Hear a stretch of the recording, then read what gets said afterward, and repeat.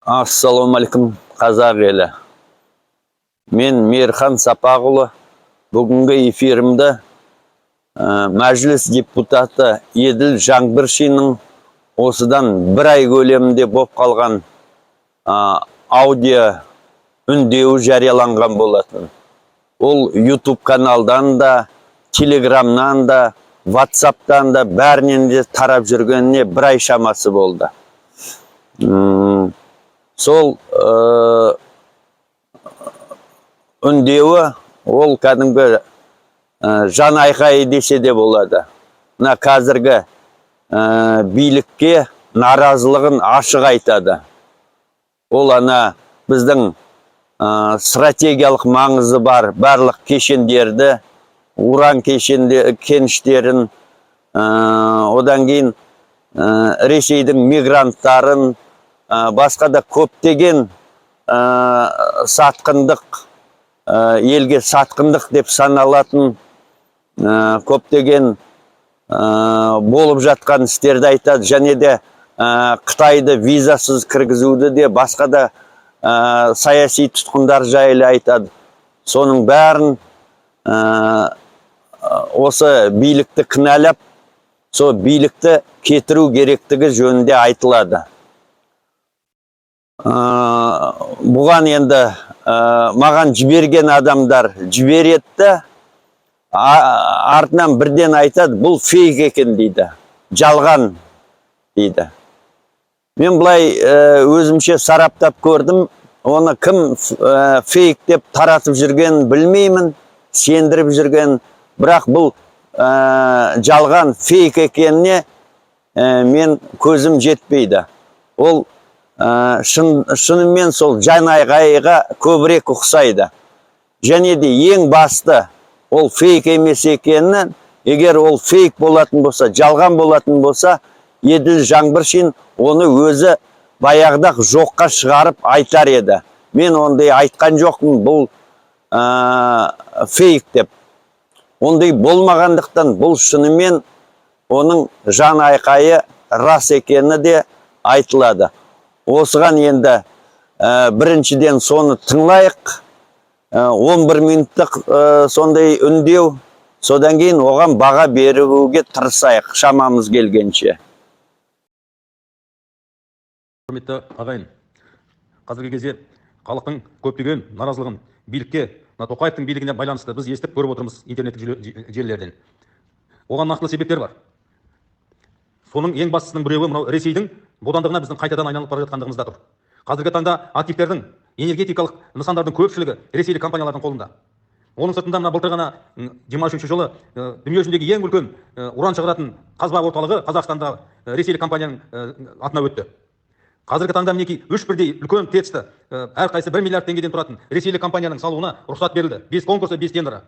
Ал енді оны көмірмен жанатын қылып, ескі технологиямен орыстар бізге жасап береді. Ал енді қазіргі уақытта мынау әлемдік жылынуға байланысты Дубайда мінекей өткен жылы 150 мемлекет қатысқан үлкен саммит өтті. Сонда мынау жер астынан шығатын энергия көздері, газ, көмір, мұнай пайдалануға келешекте тыйым салынады делінген. Ол барлық мемлекеттердің президенттеріне нұсқау берілген, резолюция шығарылған. Соған қарамастан біз осындай қадамға барып отырмыз. Жақында ғана интернеттік желіден оқыдым, мынау Атыраудың, Павлодардың нефтеперерабатывающий заводтары Ресейге өтеді деген хабарламаны. Яғни біз осындай үлкен объектілерді уже келешек Ресейдің қатарынан көретін боламыз. Аэропорттарында, мысалы, батыстағы, олар да сатуға қазір қойылу үстінде, оған да ресейлік компаниялар көз тігіп отыр. Ал енді бізде қазір мынау атом электр станциясын салу жөнінде де көп темалар қозғалды. Бізді халықты қазір соған салуға бейімдеп, дайындап, пісіріп қойды. Келешекте егер оған шешім қабылдайтын болса, оны міндетті түрде Ресей компаниясы алатын болады. Сонда біз мәңгілік ресейлік биліктің тәуелдігіне өтетін боламыз. Оның сыртында ең бір басты мәселе, осы мінекей 1 жылдың ішінде, 2 жылдың ішінде Ресейдегі мобилизациядан қашқан 2,5-3 миллиондай адам біздің Қазақстанға келіп кірді. Олардың барлығы да дендері сау, күш қуаттары бойында адамдар. Енді 5 жылдан кейін Қазақстанның азаматтығын алады олар. Ал енді келешекте сайлау болатын болса, олар бізге дауысқа қатысып, өзіміздің ішіміздегі бар бұрынғы 30-35% орыстардың ішіне мынау қосылатын болса, 50%-дан артық дауысты автоматически түрде анау Қырымдағы болған жағдай сияқты олар алып береді. Яғни келешекте бізге емен-еркін олар президент сайлай алатын болады, емен-еркін біздің депутаттарымыз сайлай алатын болады, емен-еркін біздің заңдарымызды өзгертетін болады. Осыған олар қол жеткізеді, осыны қазір бізге ішімізге ұйымдастырды. Былтыр бір тілші, шетелдік пе білмеймін, Путинге сұрақ қойды. Неге мобилизацияға қашып кеткендерді жазалмайсыңдар деп. Сонда Путин айтады: "А еще надо разобраться, кто из них убегал, а кто по другим целям туда уезжал" деген.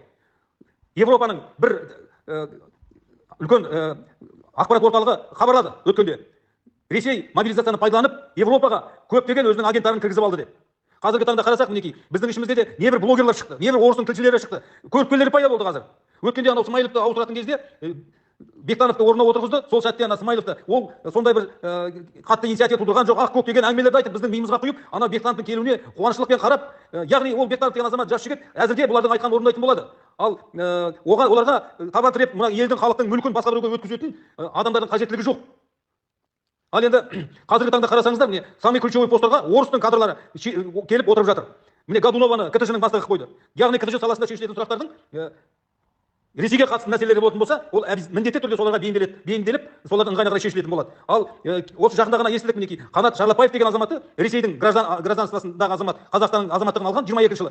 Соны 23 жылы Қазақстандағы өнеркәсіп және құрылыс министрі сайлаған, тағайындаған. Ал оның әкесі Госдумада депутат, Единая Россияның мүшесі екен, Путиннің адамы. Енді мынау Скляр дегенде, мінекей, біз правительствоны қозғалтып ала алмайды ешкім. Өйткені ол Тоқаевтың контролінде адам. Яғни бізде ключевой сұрақтар барлығы ақырын жылжып, солардың қолына өтуде. Бұлар емен-еркін уже іс-әрекетке кірісті. Кеулеп ішімізді әкетіп бара жатыр. Бұл арандарын ашып алды уже. Дәмін татып алды уже. Мына қой қазақты, мал қазақты пайдалануға болады екен деген. Бұлар сенімге уже толық кірді. Ертең егер бізбен бір жағдай соғыс болатын болса, мына туған әлемі бізге көмектеспейді. Себебі түркі халқы айтады: "Ей, қазағың, сен қайда қарадың? Сен соқыр болдың ба? Сен жаттың ғой, бәрін беріп қойып" деген айтады ғой. Сонда біз қай бетімізбен олардан көмек сұраймыз? Мінекей, осы бір сұрақтың өзі тек қана Ресейдің бодандығына кіру мәселесі сенімсіздік танытуға толық жетерліктей. Екінші сұрақ, міне халық безвизовый режимге қарсы болды, Қытаймен ортадағы. Бірақ соны қоймай, президент шешіп, осыған Қытайларды біздің ішімізге кіргізуге рұқсат алып берді. Анау Африканың ортасында ешқандай территориальный континент Қытаймен байланысы жоқ мемлекет Африкада Қытайды кіргізуге қарсы жан шығарып тастаған ғой. Бұның бәрі тегін емес қой, олар көріп отыр ғой, әлемдік жаңағы тенденцияның қалай жылжып бара жатқанын. Үшінші сұрақ, жер арендаға болмайтын болса, меншікке шет мемлекеттің адамдарына, тұлғаларына берілуге болмайды деген бізде заң болған. 30 жыл бойы Назарбаевпен күресіп келдік мінекей. Ал бүгін қарасаңыз, анау Арыста Қытайлар жұмыс жасап жатыр. Халқымыз тұр, анау ауылдың қазақтары айғайлап қойып, көмек сұрап, биліктен көмек сұрайды, халық етсін дейді. Ал көр соқыр халық жатырмыз біз тыныш. Не бір қолдау көрсетпейміз, не бармаймыз. Төртінші сұрақ, мінекей, саяси тұтқындар Қазақстанда бар. Олар кім үшін сотталды, кім үшін түрмеде жатыр? Оларды әдейі ұстап отыр, бізге үлгі қылып, пример қылып, бас көтермесін мыналар деп. Анау Жыланбаев Гиннестің кітабына кірген адам. Анау Думан бауырымыз не үшін жатыр? Анау Ермек Жыланбаев не үшін жатыр? Осы біз үшін жатыр ғой, халық үшін жатыр ғой. Біздің теңдігіміз үшін, біздің әлеуметтік жағдайымыз үшін жатыр. Біз көз жұмып отырмыз мына халық. Ал Тоқаев болатын болса, мына биліктің өкілдеріне жағдай жасауда. Өзінің сөзін айтты ғой. Егер де биліктегі адам аса ірі көлемде пара алса да, оны ақтап шығаруға болады деген заң жүзінде уже бекітіп қойды. Бұлар мінекей биліктің ахуалын жасайды. Миллиардтап ақша кетеді. Анау халықтың қамын жегенде түрмеде жатады. Бұл қандай деуге болады бұны? Бұл қандай президент осылай істейді? Халықтың, одан кейінгі мінекей ең басты мәселе, халықтың әл ауқаты өте нашар қазір. Тұрмысы ауыр. Ауылды жердегі халықтар қайшылық тіршілік кешуде. Кейбіреудің нан мен шайға ғана қаражаты бар. Үйлер, жанұялар бар. Балаларын оқыта алмай отыр. Киім кешегін кигізе алмай отыр. Қайыр тілеп жүр десек болады. Вот мінекей, осындай жағдайда халықты қараңғылықта, жаңағы ауытпашылықта ұстау билікке ол өте тиімді. Сондықтан да қазір заңдарды күшейтіп жатыр. Мынау жолдарға, қалаларға жаңағы видеокамераларды қойып, айыппұлдардың ауқымын көбейтіп, халықты бас көтертпеуге жол іздеп жатыр бұлар. Мінекей жақында ғана бір заңды тағы да дайындап парламентке жібермекші. Егер де жүргізуші машинаның жылдамдығын арттыратын болса, бірінші ретте оған 140 мыңның үстінде штраф салыну керек деген. Егер екінші рет ол қайталанатын болса, 200 мың теңгенің үстінде айыппұл салыну керек деген. Ағатайлар, халық оны қалай көтереді анау? Ол өмір бақи сол қарызын ақтаумен жұмыс істеу керек қой онда ол. Одан кейінгі бір сұрақ мінекей. 6-шы сұрақ, Қазақстанда демократия жоқ деуге болады. Мүлде. Себебі демократиялық принциптер екі тұрғыдан жүзеге асады. Біреуі ол депутаттардың өкілеттігі арқылы, екінші мына сайлау кезінде. Бізде депутаттар 95-99% алдын ала дайындалған тізіммен өтеді. Сол депутаттар мына аудандық мәслихаттың, облыстық мәслихаттардың барлығы да жаңағы тізіммен келген адамдар, ол биліктің сойылын соған. Ол халықтың қанына олар ат салыспайды. Ол өз ахуалдарын ғана күттеп жүрген адамдар. Қазір мына соңғы созывта парламентте саусақпен санап депутаттар кірді, бірақ олар екі оттың ортасында отыр. Мына жағында халық, мына жағында билік. Дегенмен де біраз шаруалардың басын қайырып жұмыс атқарып отыр. Мына біздің қорқатымыз келешек, оларды да осы парламенттен шеттетіп тастауы мүмкін бе деген үрей бар. Осыған қарасаңыз мінекей, ал енді сайлаулардың барлығы, сайлау мәселелері, ол биліктің өз қолында. Өйткені комиссия мүшелерінің сайлау кезінде өздері түгел спискпен дайындайды. Содан кейін бюллетендерді өздері санайды, қорытындыны жасайды. хаттамаларды өздері толтырады, өздері орталық сайлау комиссиясына жібереді. Халық бұл жерде ештеңеге араласа алмайды. Бәрі өздерінің қолында. Яғни Қазақстанда мемлекеттік билік халықтың қолында емес. Конституцияның 3-ші бабы толықтай бұзылған. 100%. Сондықтан ағайындар, бізге қазір егерде бас көтермесек, пока мына Украина мен арадағы Ресейдің шиеленісі болып тұрған уақытта қазіргі билікті кетіріп, орнына халықтың қамын жейтін, бізді бодандықтан алып шығатын билік әкелмесек, біз кешігеміз. Ал енді кейбіреулер сабыр сақтаңдар дейді халықтың ішінде. Мынадан кейін қайдағы сабырлық, ағатайлар-ау. Сол сабыр сақта деп отырғанның өзі халық жау дер едім мен. Мынандай ахуалдан кейін кешегі анау әлеуметтік желіде жүр, аналардың зар илеген үндері, ару қыздарымыздың көз жасы мінекей дауыстарын шығарып айғайлап, халыққа үнін жеткізе алмай, ішіндегі ащылықтарын айтып жатыр. Солар бүгінгінің мәншүктері, солар бүгінгінің әлиялары. Ана бір әйел адамның айтқан сөзін құлақтарыңызға түріңіздерші. Ей қазақ, мынандай ахуалдан кейін, мынандай жағдайдан кейін, мынандай қиыншылықтан кейін неге бас көтермейсің? Неге мына билікті кетірмейсің? Бүйткен қазақтың мен басынан сыйдым деді ғой. Осыдан артық сендерге қандай сөз керек енді? Қандай сөз керек қазағым-ау? Бізден мына қырғыздар мықты екен. Өте мықты халық екен. Неше рет билік басынан кетірді, неше рет алып тастады. Табан тіреп тұрды. Қазіргі кезде оларда тыңдайтын үкімет, тыңдайтын президент бар. Қазіргі таңда олар даму үстінде. Соған бет бұрды. Біз әлі жан жақ болып, кері тартып бірімізбен біріміз жүрміз. Осы мінекей қазақтың азап тіршілігі, тарихи азабы міне осы алауыздықта. Бір жеңнен қол, бір жеңнен бас шығарылмағандығымызда. Тоқаев болса оның жағдайы түгел Москвада жасалып тұр. Коттеджі бар, үй-жайы бар, баласы сонда, отбасы сонда. Ол уақытша жүрген адам. Мына шаруа егер өріп шешілетін болса, ол Қазақстанда бір күнде тұрмайды. Ол қазақтың азаматы емес. Бізде енді бұл сұрақты шешуде, ағайындар, бір ауыртпашылық бар. Ол біздің халықтың сауаттылығының, саяси сауаттылығының төмендігі. Бірақ біз сол сауаттылықты таныта білуіміз керек. Атқа мінер азаматтар халықтың көзін ашып ұйымдастыруымыз керек. Мынау алауыздықты, сатқындықты тоқтатуымыз керек. Батыл түрде айтып, бірінші мынау саяси тұтқындарды шығарып, одан кейін мына биліктегі отырған жаңағы адамдарды билікте өткізуін, қайтадан сайлау өткізіп, президент сайлауын жүргізуді біз тез арада алдыға қоюымыз керек. Бір тудың астына бірігуіміз керек. Бірақ сол президент кім болады? Сол сұрақты қазір шешу керек. Біреулердің ұсынысы бар, мынау Жакишев келсін деген. Бұл жерде айта кетейін, жаңағы блогерлердің біреуі тиянақтап тұрып әбден орыстардың біреуі айтты, Жакишев егер президент болатын болса, Ресей оған қарсы болады аққұп деп. Ресей өз жағдайын жөндеп алсын, бізге араласпасын. Мына блогерлар қиын болды, ішімізге кіріп алды міне ағатайлар. Несі бар ол Жакишевте олардың? Кезінде Жакишев соттатып жүрген сол Ресейдің. Мына осы атом энергетикасы жөнінде Ресейге бермеген үшін соттатқан болатын. Өйткені ол елдің халқын жағдайын ойлап отыр. Егер де Жакишев болмаса, тіпті Қажыгелдин әкелу керек. Қандай да бір халықтың қамын ойлайтын ағатайлар кісіні тез табуымыз керек. Мынау қазақ билері, сіздер бетбұрыс жасаңыздар. Қазір мынау қазақ билерінің төріндегі отырған азаматтар екіге бөлініп алыңдар. Сендерді бөлгенде билік, орталарыңа жік салғанда билік. Кезінде Компартияны да солай екіге бөліп тастаған. Абдилдиннің Компартиясының ішінен Косыревтің партиясын бөліп алып шығып, кейіннен Абдилдиннің партиясын 2009 жылы конституция қайшылықтары бар деп мүлде шегет тастады. Алып тастады. Содан кейін барып Косыревтің партиясын құрып қойды. Сол сияқты мына билер алқасында сендерді екі жікке бөлді. Сендер мына бастарыңды біріктіріңдер. Халықтың жағдайын ойлаңдар. Осы мәселені егер шешпесе, билер алқасы сіздердің де абырой билеріңізден ұстан керек. Қазір міне белгісіз бір адамды апарып бұрын бұған қатысы шамалы кісіні отырғызған дейді. Бұған да біз қарсылық танытамыз. Сондықтан ағайындар, біз тез арада қолға алып осы сұрақты басымызды біріктіріп, орталықтарда кездестіріп, алқалы жиындарды өткізіп, қажет болған жағдайда туған елдерінен көмек сұрайық. Солардың мықты саясаткерлер бізге келсін, азаматтары келсін, шақырайық. Әлем қазақтары билерін шақырайық. Осылармен бірігіп жиналыс өткізейік. Қазақтың күйін күйттейтін біз шаруа шешуіміз керек. Бүгін шешуіміз керек. Өлімнен қорықпаңдар. Қазақтың болашағынан қорқыңдар. Ұйымдасайық. Сенем сендерге, халқым.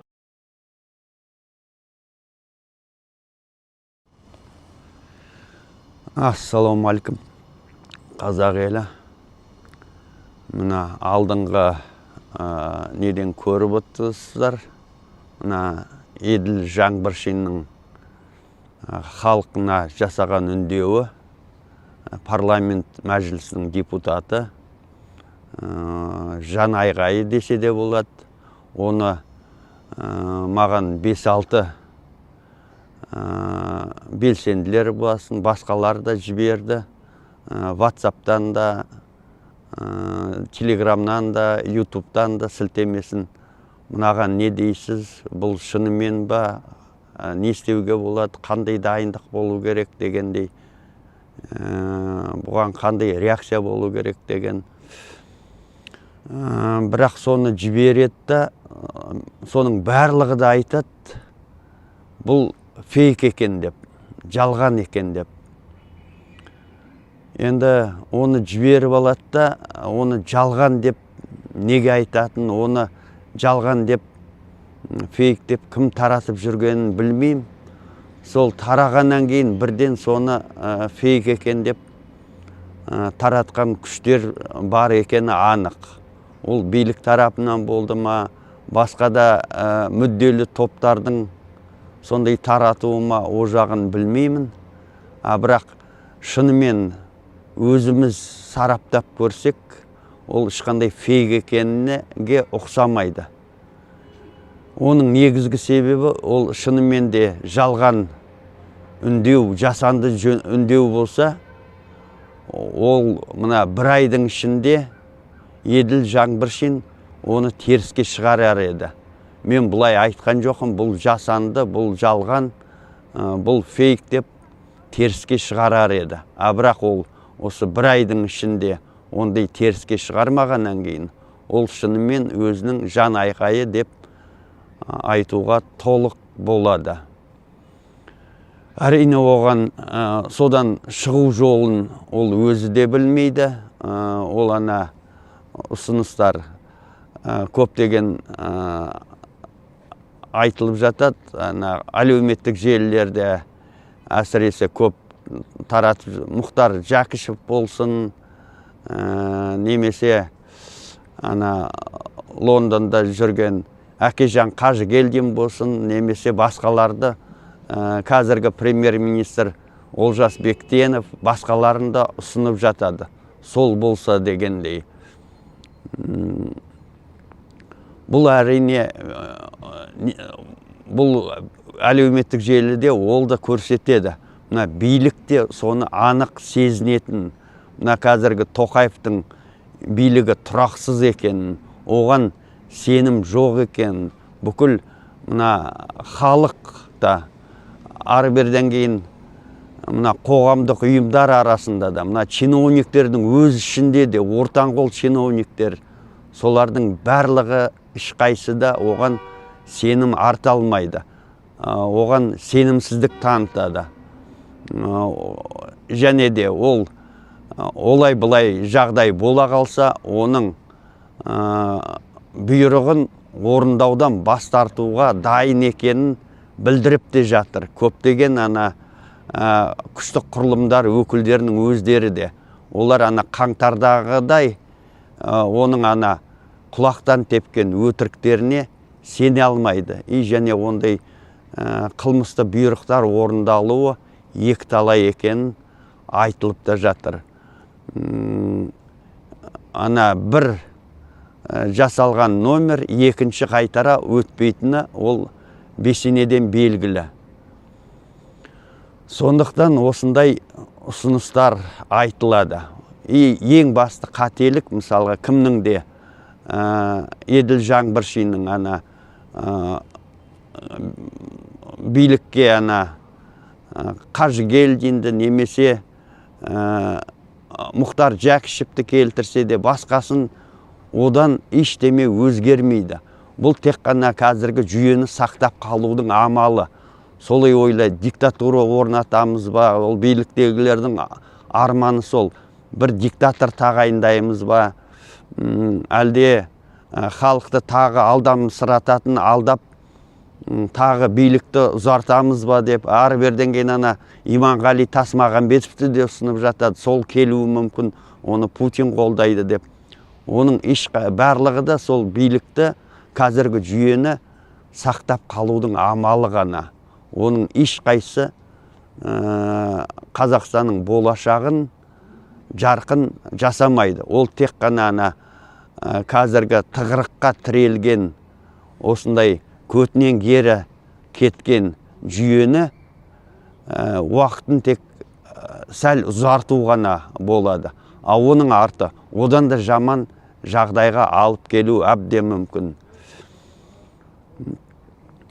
Сол себепте мен депутаттар оны орындауға қауқарсыз екенін мен анық білем, көзім анық жетеді. Кім өзі айтқандай, оның бәрі алдын ала тізіммен дайындалған депутаттар.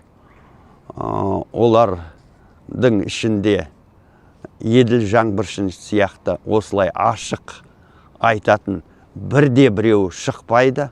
Ол анық. Бұлай Серікжанның сөзімен айтқанда белсеніп жүрген бір 4-5-6 болса, ол үруге лицензиясы бар депутаттар ғана. Ана президент Тоқаевқа келгенде олардың бәрі жұмған аузын ашпайды, қарсы келмейтіні анық. Ал енді сонда да айту парыз болғандықтан мен депутаттарға осы үндеуімді арнаймын. Депутаттар, егер билік бәрібір ол билік кетеді, халықта екі аға амал бар. Мына қазіргі биліктен Тоқаевтық, Назарбаевтық жүйеден құтылудың екі ақ жолы бар. Ол біреуі мына заңдық жол, заңдық болғанда мына парламенттік жолмен кетіру, кімді Тоқаевты импичмент жариялап, екіншісі халық көтеріліп, ана қаңтардағыдай. Бірақ одан гөрі ұйымдасқан түрде қазіргі бүкіл жүйені билікті кетіріп, ана уақытша өкімет тағайындап, содан кейін жаңадан парламент және президент болама сайлауын сондайды өткізу. Ал енді мына оны мен қазір депутаттарға арнағандықтан депутаттарға менің ұсынысым. Ол орындалмаса да, оны орындайтынына мен сенімдім, орындайтын депутаттар емес, бірақ айту парыз. Сендер мына Тоқаевқа осы жуық арада импичмент жариялап, оған импичмент жариялайтын себептер өте жетерлік. Оның өзін ана кім тізіп шықты, Еділ Жаңбыршин. Ол тек қана бір, оның тізіп шыққаның ішінде көп болса бір 5-6% шығар. Әйтпесе оны импичмент жариялайтын себептер өте көп. Оның ана сөйлеген сөзі мен істеген ісі қарама қайшы екен анық. Және оның ана мысалға бұрынғы президент Назарбаев ол белуарына дейін қанға батса, бұл Тоқаев кеңірдегінен дейін қанға батқан. Осының өзі де жеткілікті мысалға. Оған импичмент жариялауға. Басқа да көптеген себептер бар, жалған ақпарат тарату, басқа да оның бәрін тізіп жатудың керек жоқ. Бірақ сондай импичмент жариялауға толық жеткілікті Тоқаевты биліктен тайдыруға.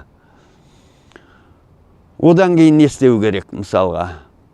Одан кейін мына кімдер өзі ұсынып жатқандай, кімге президенттікке, билікке ана Мұхтар Жәкішевті немесе Қажыгелдинді әкеліп тағайындаудың мүлде қажет емес. Ол тағы да сол қазіргі парламентте сол бәрі алдын ала тізіммен тағайындалған болғандықтан олар сол жүйені сақталуын қамтамасыз етуді қалайтын адамдар болады да, олар сол істетеді. Ары-берден кейін Мұхтар Жәкішевте ол да жүйенің адамы. Ол осы жүйеден зардап шексе де, әділетсіздік көрсе де, ол да жүйенің адамы. Ол оған қарсы келмейді. Оның жолдастарының барлығы олигархтар, кімнен бастап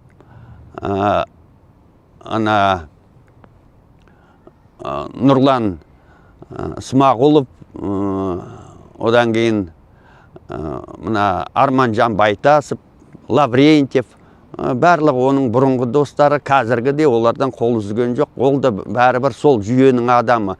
Бірақ ол қазіргі жүйенің ішінде де бір-біріне қайшы топтар бар. Сол тек қана бөлісі ғана болады. Оның ешқайсысын қабылдауға болмайды. Билікке оппозиция өкілінің біреусі уақытша өкіметке, билікке келу керек. Ол тек қана уақытша. Ол ең кемі 1 жыл, ары кетсе 1,5 жыл болу керек. Оны мен тағы түсіндірем, не үшін? Ол ешқандай Мұхтар Әблязов айтқандай 6 ай емес, кемінде 1 жыл, айтпесе 1,5 жыл. Оны да түсіндіріп өтем. Ал енді ең бірінші шара қандай болады?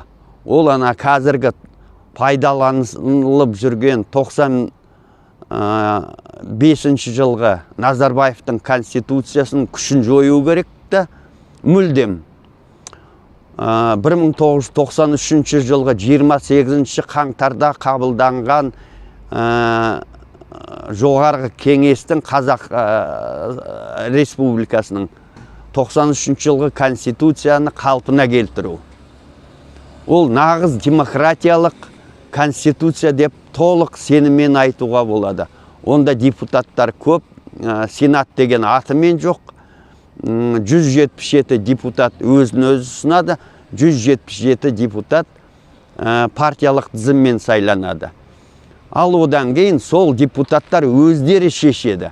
Болашақ ол және де ол 93 жылғы конституция мен идеалды конституция деп айта алмаймын, бірақ ол нақты демократиялық конституция. И сайлау кезінде мына билік өзі, уақытша өкіметті басқарған адамның өзі де мына сайлау комиссиясын ешқайсын тағайындай алмайды. Ол қоғамдық ұйымдардың қолында болады. Төрағасы да, орынбасарлар, әр ұйымның адамдары басқарады, контрольда болады. Сайлау учаскелері мектепте болса да, ол сайлауға бөлінген ақша арқылы ол мектеп директорларын арендаға ғана алынады. Бірде-бір директор, бірде-бір мектеп завуштары учаскалық комиссиясын басқармайды, араласуға құқысы болмайды. Олар тек арендалық ақшаны мектеп алады, болды. Басқа істе шаруалары болмау керек. Міне, осындай неде сайлау өту керек. 93 жылғы конституция бойынша. Оған дейін ең бірінші қандай жұмыстар атқарылу керек? Мына бүкіл осы қазіргі биліктен қуғын, сүргін көрген барлық оппозиция өкілдері сотталғандар бар, қуғын көргендер, зардап шеккендер, өліп кеткендер, қаңтар қырғыны, неге дейін Жауыңезен қырғыны 11-ші өлген адамдардың барлығы моралдық, материалдық өтемақысын алу керек. Бәрі ақталу керек. Заңды түрде ақталу керек. Моралдық, материалдық өтемақысын алу керек. Қуғын көрген, сотталған азаматтардың барлығы, саяси астары бар барлық істер қайта қаралып, олар ақталып, олар да барлығы моралдық, материалдық өтемақысын алып, өздерінің конституциялық құқына ие болып, ары берден кейін 15, 20, 25 тәулікке қамалғандар да толық ақталып, олар да моралдық, материалдық өтемақысын. Ары берден кейін айыппұлға жығылғандар, мысалға, заңсыз айыппұлдар 488 баппен, 489 баппен айыппұл арқалағандар, олар да толық ақталып, олардан ұсталған ақша қайтарылып, оның үстеме ретінде моралдық өтемақысы олардың да өтелу керек. Міне сонда ғана әділеттік орнайды, әділеттік саяси құқына ие болады барлығы.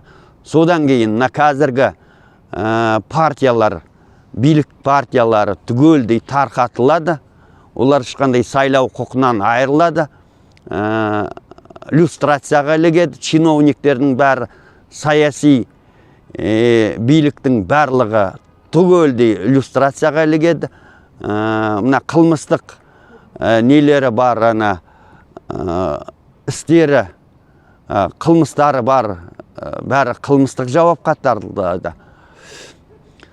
Міне осындай істі атқара алсаңдар, оны атқаратын әрине бұл депутаттар емес, бірақ ол айтылуы керек.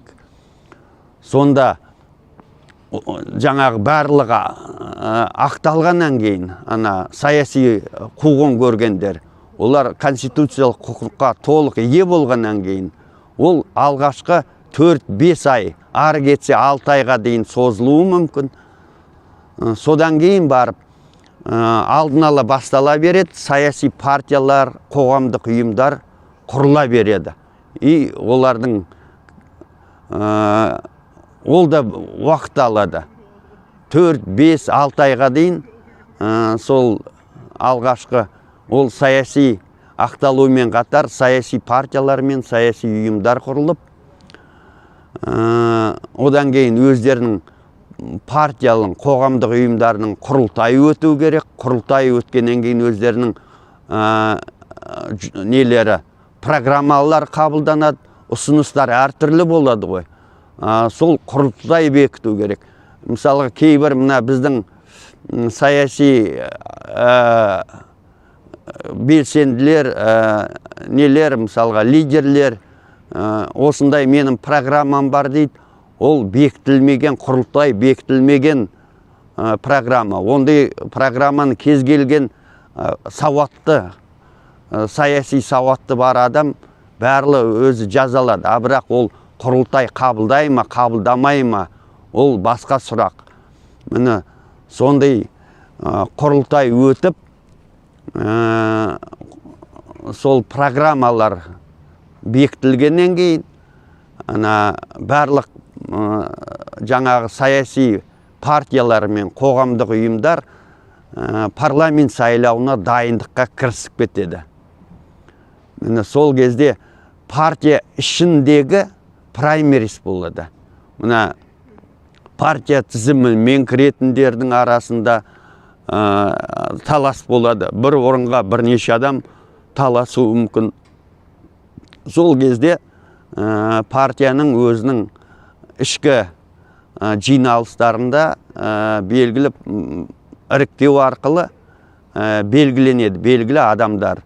Уақыт жоғалтпау үшін сайлау несіне, депутаттығына сондай ұсынылады. Ал ондайға ілінбей қалғандар, праймеристен өтпей қалғандар өз-өзін ұсынуға мүмкіндік туады. Ол да әділетті не болады, мысалға, ұсыныс. Ешкім шектеліп қалмайды, мысалға, конституциялық құқынан. Міне, осылай болу керек. Осылай жасалмаса, ешқандай демократиялық сайлау деген атымен, затымен болмайды. Осыны қолға алу керек. Бұл менің ұсынып отырғаным, ол тек қана депутаттар емес, кейін халықтың өзінің конституциялық құқы, егер жоғары жақ өздері билікті ауыстырмаса, биліктен тайдырмаса қазіргі жүйені кетіріп, халыққа тапсырмаса, мысалы, көптеген елдерде, Түркияда, мысалға, әскерилер төңкеріс жасап, билікті халыққа тапсырды ғой. Сондай жасай алмаса, бұл депутаттар, онда бұлардың құны көк дейін. Олар да иллюстрацияға ілігеді. Міне, ал енді осыны айттым ғой, міне, солында сайлау өткеннен кейін парламент сайлауы демократиялық жолмен, ешқандай сайлау комиссиясын ешкім уақытша өкіметті басқарған адам да ешқандай сайлау комиссиясында шаруасы болмайды, оған араласуға да қақысы болмайды.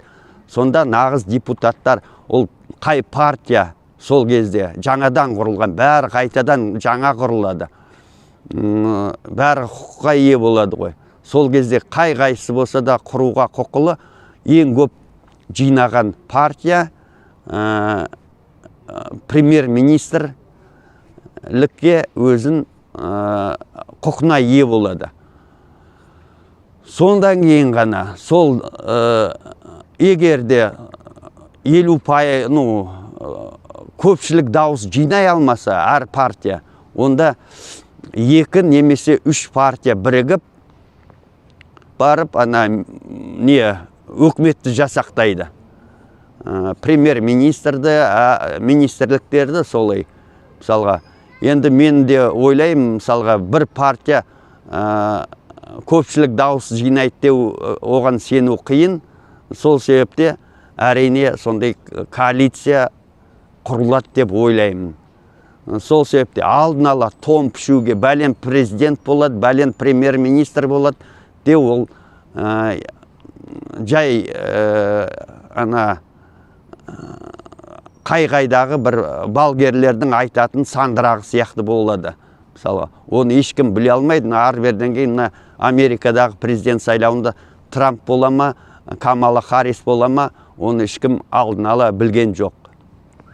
Сол сияқты да бізде кім премьер-министр болады? Егер президенттік, парламенттік президенттік билік бола ма, әлде президенттік парламенттік бола ма, әлде мүлде президенттік билікті алып тастай ма, тек премьер-министр бола ма, оны сайланған парламент өзі шешеді. Мысалға, қазіргі айтылып жүрген, мен тек қана президенттік билік болмайды, премьер-министр болады деген, ол да жай айтылған сөздер, ондай құқықты ешкім бермейді. Мысалға, бір адамға ол премьер-министр болса да ондай құқысы болмайды. Оны заң жүзінде депутаттар талқылап барып, қызыл кеңірдек болып айтысып, содан кейін бекітіледі. Менің өзіне бойынша ең дұрысы парламенттік, президенттік билік болғаны дұрыс. Ол мысалға президенттің кез келген ұсынысы парламент қайтарып жіберуі мүмкін, қабылдамауы мүмкін. Ары берден кейін министрлерді де кейін қайтаруы мүмкін, мысалға. Ол Америкада да солай. Мысалға, қазір Трамп өзінің несін жасақтап жатыр ғой. Оның бәрі конгресс бекітеді деп ешкім сеніммен айта алмайды. Мықты команда жасақтап жатыр, бірақ оның қайсы өтеді, қайсы өтпейді, оны ешкім білмейді. Бізде де сондай билік болу керек деп есептеймін. Бұл қазіргі кімдерге менің жасаған ұсынысым, үндеуім парламент депутаттарына. Бірақ ол әрине ол далада қалады, оны ешқашан олар қабылдайтын, оны жүзеге асыратын депутаттарға ешқандай сенім жоқ, оларда рух та жоқ, оларда билік те жоқ. Оның бәрі алдын ала тізіммен дайындалған депутаттар. Ары берден кейін кім сияқты жалғыз шықса, жаңбыршын сияқты. Ол қанша ұсыныс жасада, жалғыздың үні шықпас, жаяудың шаңы шықпас деп, жаңбыршынның ұсыныстары ол өтпейтін анық. Сол себепте ол халыққа үндеу жасады деп сеніммен айтуға болады. Енді бұл енді оған да шүкір деуге болады, осындай адам бар екеніне. Ол да Маңғыстау халқының несі, мысалға, бір жеңісі сондай бір адамды өткізе алғанына. Міне енді мынаны таратыңыздар. Бұл да сіздерге құлақ қағыс, бүкіл қоғамдық ұйымдарға да, депутаттарға да, ары берден кейін билік өкілдеріне де өздерің билікті тапсырып кетулерің керек. Болмаса оны халық өзі жасайды. Ол 2 айдан кейін бола ма, 3 айдан кейін бола ма, 6 айдан кейін бола ма, 1 жылдан кейін бола ма, 1 жылдан асып кетуі де мүмкін. Бірақ ол бәрібір болады. Дағдарыс ол анық. Бұл дағдарыстан шығуға жол жоқ, бұл жүйе түгел ауысуы керек. Соған бәрінің көзі жеткен шығар, соған бәрі алып келеді. Халық бәрібір көтеріледі, 2 қаңтар сияқты болады, бірақ қан төгіссіз болады. Бұған енді халық та, қоғамдық ұйымдар да, полиция да, күшті құрылымдар да барлығы дайын деп ойлаймын. Қан төгіске ешкім жібермейді, ал олардың арнайы дайындалған арандату топтары әшкерленеді, оларға ешкім ондай жол беріп қоймады, өтіріктері өтпейді. И және де ана Путиннің қайтадан Қазақстанға әскер жіберетін өзінің де жағдайы болмайды. Оның да өзінің күні қараң. Енді бар айтарым осы, осыны таратыңыздар, комментарий жазыңыздар, лайктарыңызды қойыңыздар. Осы енді айтарым.